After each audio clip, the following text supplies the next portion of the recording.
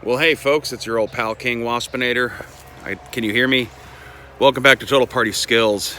You know, I don't really blame Christian Bale for that, time he went viral for yelling at some guy for getting into his eye line while on the set of Terminator Salvation. I get it.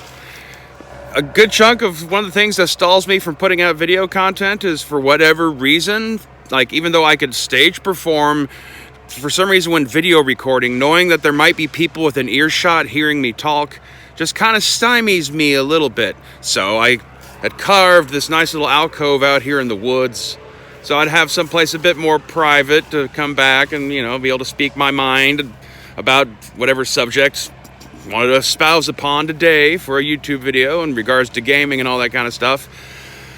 Unfortunately, though, then there's the days like today where, in spite of having given myself this semblance of wilderness seclusion, we're actually really close to other people's property lines back here, and apparently our neighbors are in the process of tearing down some trees right across the street. So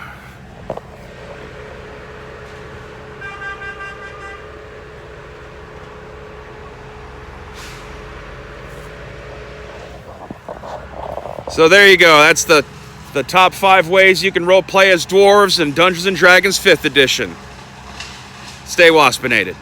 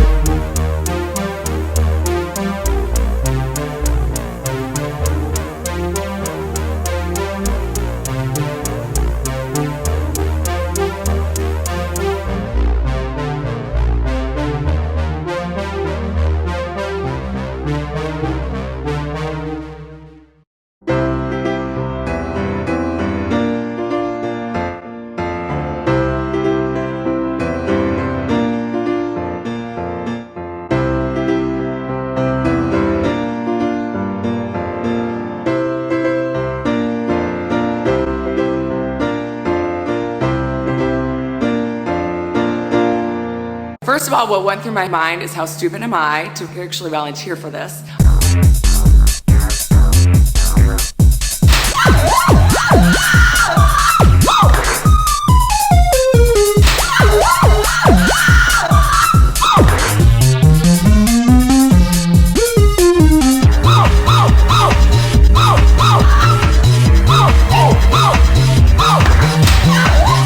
It was unbelievably painful. In the distant future of 1999, Amazon time barbarians fight to liberate the women of North America against vast armies of trolls and chads under the control of the Rogan Joe. This original tabletop role-playing game is thick with 2 C's. Available now on Amazon.com and DriveThru RPG. Well, hey folks, it's your old pal King Waspinator. Welcome back to Total Party Skills. Going to talk a little bit to help you get hyped about a new campaign setting for the Total Party System Rules Handbook, Ice Age Apocalypse. It just became available on DriveThruRPG and Amazon.com, so I don't have a physical copy of the booklet yet to wave at the camera, so I guess I'll show you some of the pictures and art that was used in the book while I tell you about what's in it. Ice Age Apocalypse is set in the year 7000 BC in Doggerland, just shortly before it begins to sink beneath the North Sea. It's designed so that it can be run like either a semi-realistic survival adventure series about Stone Age characters doing Stone Age things with Stone Age people, or it can embrace some of the mythic fantasy elements that are present in the setting. Player characters start off as simple hunter-gatherers and can only learn magical abilities by joining special magic societies. 5 real-world Mesolithic cultures that all touched upon this region are detailed in this book for player characters, or for use as NPCs. The Maglemosians, the Tardeno-Isians, the Janislawis, and 2 subcultures of the Fosna, the Kamsa and the Hensbaka. NPC information is also included for the mysterious cairn builders and the Fomorian giants that rule ancient Caledonia, which is still buried under the last of the great ice sheets. 2 starting adventures are included to help kickstart campaigns of either playstyle, and it includes rules for the use of handmade equipment in the Mesolithic period, allowing any player character to conceivably construct their own items of equipment, if they can gather the proper materials. For use with the Total Party System Rules Handbook, this source book is compatible with all Total Party Skills titles, should you want to import any of the rules or creatures described in this book, including several species of megafauna that were native to the region at that time, and are now extinct. And so now that summer is upon us, cool yourself down with Ice Age Apocalypse, available now on DriveThruRPG or Amazon.com.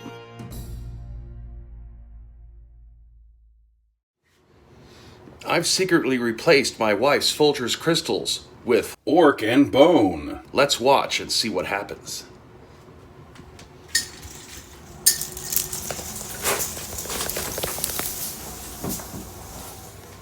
Well, good morning, Mrs. Queen Waspinator. I have your Folgers crystals. Thank you.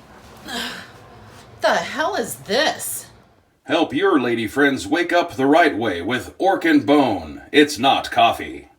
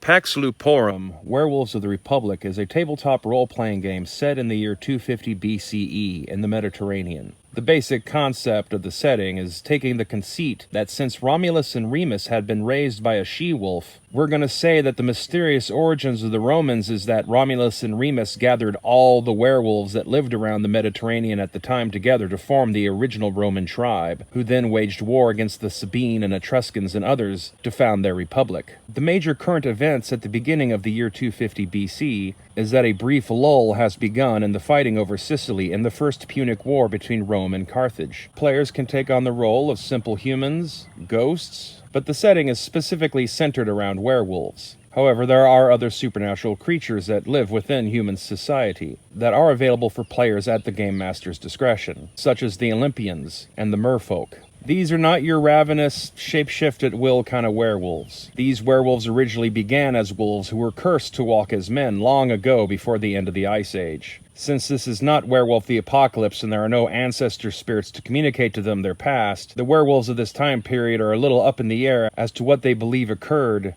to leave them in their current state. They can only return to the shape of wolves on the full moon, and interbreeding with humans is problematic for them, as without magical intervention, the process of birth can be fatal to human mothers. When they are born as wolf cubs and spend the first year of their life in wolf form. But around the time they turn 1 year of age, they will shift to a human form equivalent to a child of about 4 or 5 years of age, and from that point they will age normally until they reach adulthood, at which point their regenerative powers will slow their aging somewhat. Werewolves can potentially live up to 200 or 300 years, however, their lifestyles seldom permit old-timers to reach such venerable ages. The basic rulebook describes 5 human tribes that form up the bulk of the human population of the Roman Republic.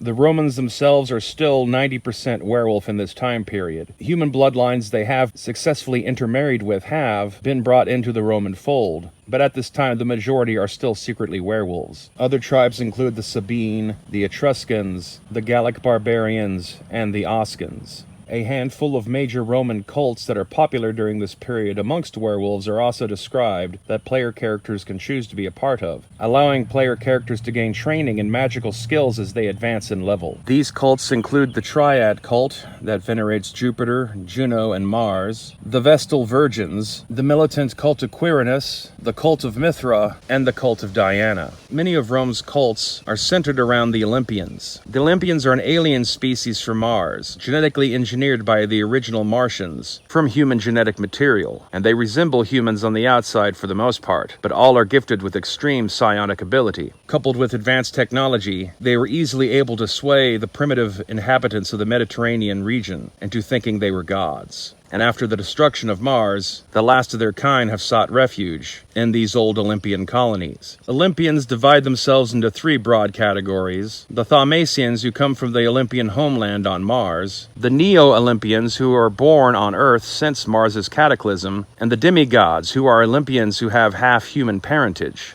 They are powerful but thankfully few in number, and reliant upon the cults they build around themselves to survive. There are also the merfolk. These were originally members of a human civilization that inhabited the northern Sahara, back when it was still a green grassland, prior to the end of the Ice Age. As the ice caps retreated and the Sahara Desert began to spread, the merfolk's ancestors opted to use genetic engineering techniques derived from technologies that they had gained from both Olympians and the Sphinx to alter their physiology so that they may live underwater, instead of having to be pushed into the lands held by barbarian peoples to their south and east. They lived unobtrusively beneath the waves of the Mediterranean Sea for thousands of years until the destruction of the Olympian colony of Atlantis, which sparked massive underwater landslides throughout the Aegean, destroying 2 entire merfolk nations and allowing the Titans that had been trapped in the low oxygen waters of the Black Sea to escape into the Mediterranean via the Bosporus.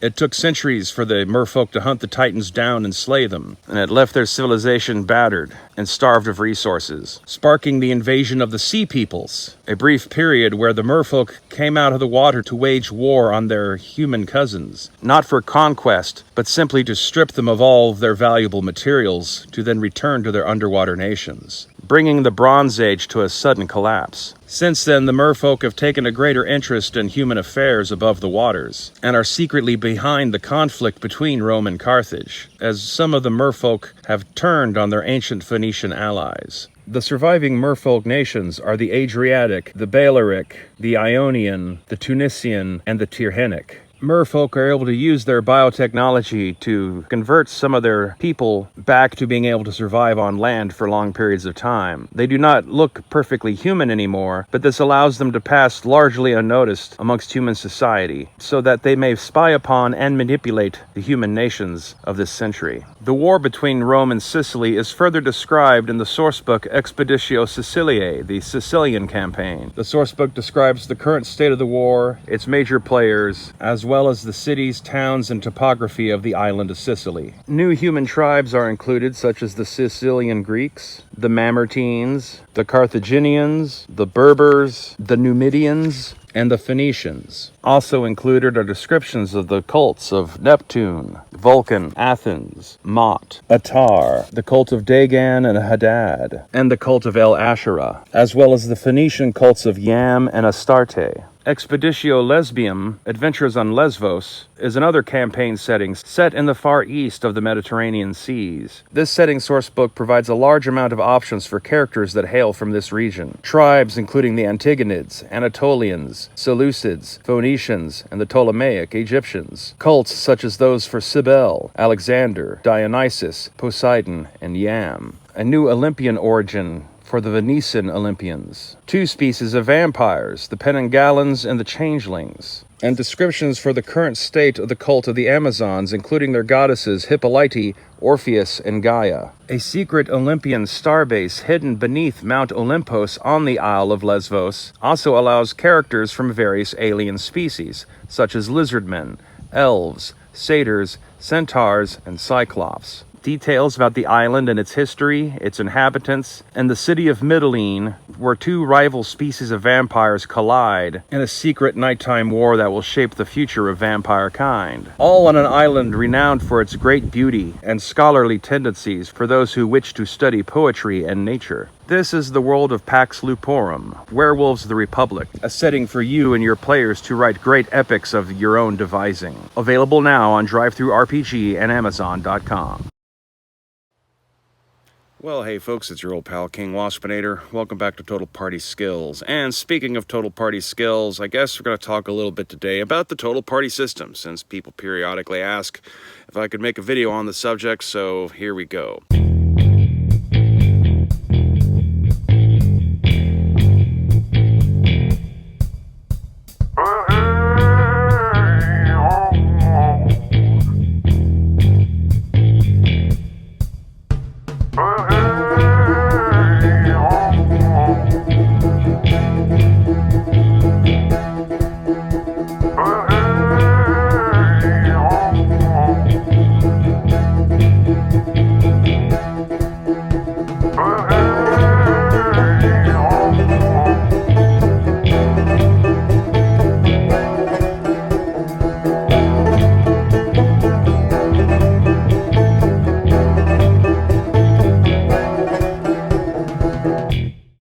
The basic concept behind the rule system is that it's trying to strip role-playing game rules down to the bare minimums of what you actually really need to actualize your character's actions in a role-playing game. All the basic actions and attacks and such that you can do in the Total Party system all involve the same game mechanic. You have a number of 6-sided dice based on the amount of attribute points that the character and or NPC has. Those form a dice pool. You roll those dice. You want to beat a target number, which is the difficulty. If you have a skill bonus that's relevant to what you're attempting, you add that skill bonus to your final roll, not to the number of dice, but to the number the roll generates.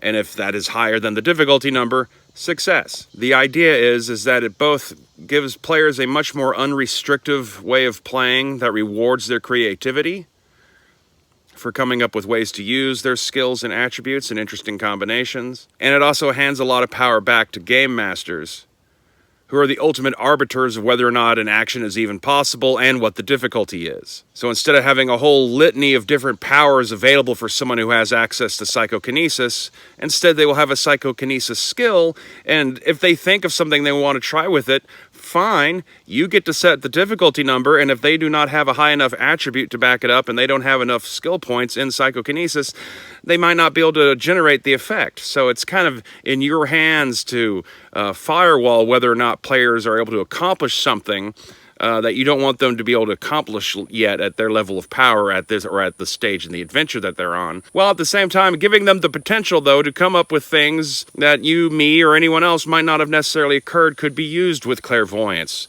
or with the science skill or with perception and all that other kind of stuff. There's not a whole ton of skills, so theoretically it should be easy to, get them all memorized in a fairly short amount of time so you can do rulings and call, what action attribute skill combinations are going to be on the fly without having to constantly stop and look at the book and all that kind of stuff. Skills are arranged into a bunch of little subcategories called schools. Each school has 3 skills tied to it. Most of the skills, it's fairly obvious which attribute they're going to be paired with most of the time, but as stated, you can mix and match them given certain unique circumstances. Once again, it's up to the game master to decide whether or not, perception plus body makes any sense. Each attribute has an associated status. The 3 different kinds of status are basically hit points, except only one of them involves the character's actual physical health, the health status.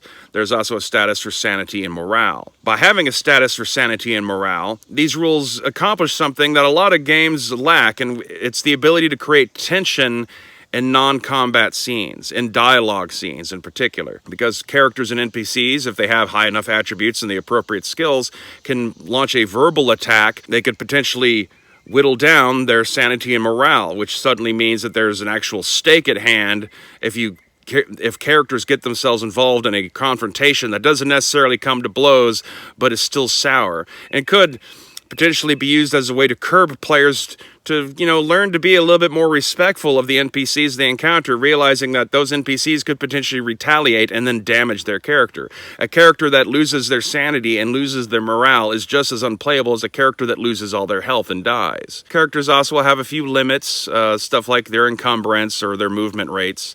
A few unique character types that are non-humans might have additional limits, such as like winged flight or a swimming speed or some sort of faster digging speed and stuff like that. But for the most part, most characters will just have encumbrance and then 2 different kinds of movement rates. You have your combat move, which is how far you can move on a single turn, and then you have your move travel limit, which is basically how many miles your character can get before they have to potentially stop and rest if they fail a focus action. The 3 main attributes are body, mind, and spirit.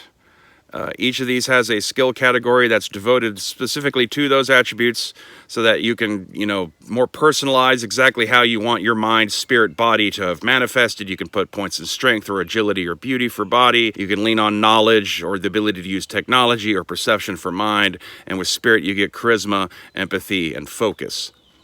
There's also categories for combat skills, strange skills, which is because in more primitive settings, people having a high education is considered strange. And so these are your skills that you would largely have to have had a collegiate background to really have any particular training in: art, languages, and science. And then there's the special skill categories, which you could also think of as the magical skill categories. This is martial, which is your actual martial arts.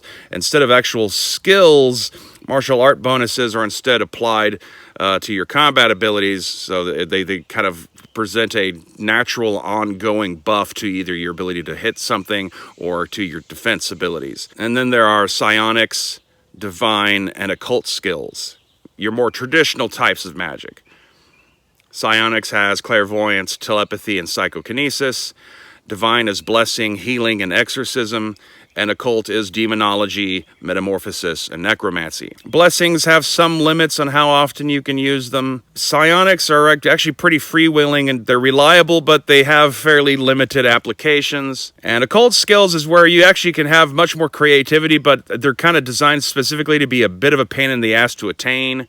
Characters with occult skills will create spells, but it takes time to craft a spell, at which point they will have to make a roll to see if they successfully craft the spell. And the length of time they spend on practicing, studying, and preparing the spell before they make that final craft roll will determine how hard it is for them to cast that spell from that point afterwards, after they have it locked down and memorized. So if you spend a whole year practicing a spell, you can cast it much easier than someone who tries to, develop a spell overnight for an emergency situation. It's also possible to max out the amount of spells you can memorize and kind of get yourself locked until you reach another level of experience so that you can purposely forget one so you can learn a new one. And otherwise, you're just stuck having to raise either your knowledge skill or your mind score in order to be able to gain more memory slots for more spells. Now, the main rulebook has a ton of example spells, covering most of the basics of how you would use these various occult skills, but it is stated that players are encouraged to come up with spells on their own, and once again, it's up to the game master to determine whether or not the spell is plausible, if too overpowered, and to set the difficulty for the craft roll. Plus, they have to actually take the time to have their character spend 6 months developing a spell just so they can cast it at hard difficulty and stuff like that. Now, obviously, not all these skills are going to work in all settings. settings and your more sci-fi settings, you're going to typically see, divine and occult skills kind of get dropped out and more of a focus just on psionics or maybe even martial skills. And my martial arts handbook does a thing where instead of just only having martial skills, a true martial artist focuses those skills in conjunction with other skills that they've been trained in as a form in order to be able to unlock special abilities. So I would recommend checking out the Total Party System Martial Arts Handbook and other titles of mine that you can see on DriveThruRPG or Amazon.com if you want them in print. So until next time, I guess there you go. The basic gist of how the Total Party System, the most genius system you will ever encounter in life, has been written. So that's it. Get on out of here, scamp, and stay waspinated. Na na na na na na na na na na na